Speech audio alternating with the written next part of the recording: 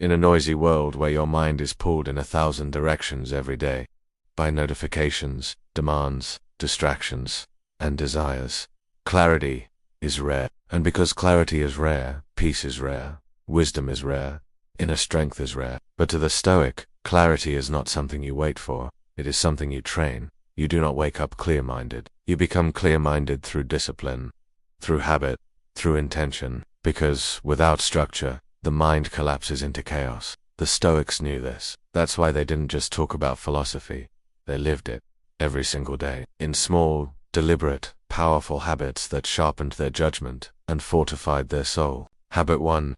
Begin the day with silence and reflection, before the noise, before the screens, before the opinions of the world flood your mind.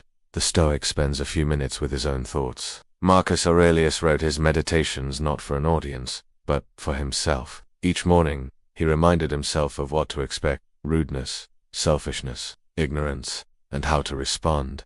With patience, with virtue, with reason. He didn't wait for the day to surprise him. He trained for it. So should you. Take 10 minutes in the morning to journal, to breathe, to rehearse your values. This is not wasted time. It is mental armor. Habit 2.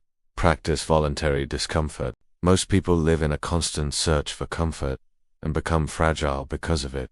The Stoic reverses this instinct. He chooses discomfort, not to suffer, but to strengthen. Seneca would sleep on the floor, wear simple clothes, eat the plainest food, even when luxury was available, just to remind himself, I can endure this. And when real hardship comes, it's no longer a shock.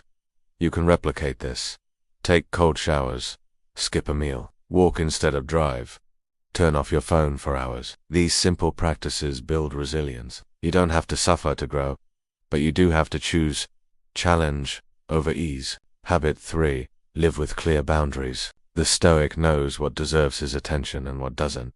He doesn't spend hours arguing with strangers online. He doesn't say yes out of guilt. He doesn't waste time on trivial drama. He protects his time, his space, his energy, not because he is antisocial, but because he values his mind. Epictetus said, if you want to improve, be content to be thought foolish and stupid. Why? Because growth requires focus, and focus often requires stepping away from the crowd. Define your boundaries clearly, and defend them daily. Habit 4. Detach from the outcome. The Stoic acts, but does not obsess over results. He writes the book, gives the speech, makes the investment, and then lets go.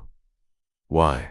Because outcomes are not in his control. Only effort is. And worry, stress, and anxiety come not from effort, but from attachment to what we cannot command. So he replaces expectation with intention.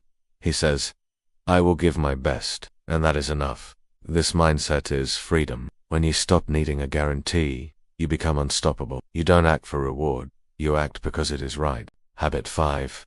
Reflect each evening with brutal honesty. At the end of the day, the Stoic does not distract himself. He examines himself. He doesn't numb out with entertainment or noise. He asks, where did I lose control today? What did I do well? Where did I fall short of my principles? This is not guilt, it's growth. It's not about self-punishment.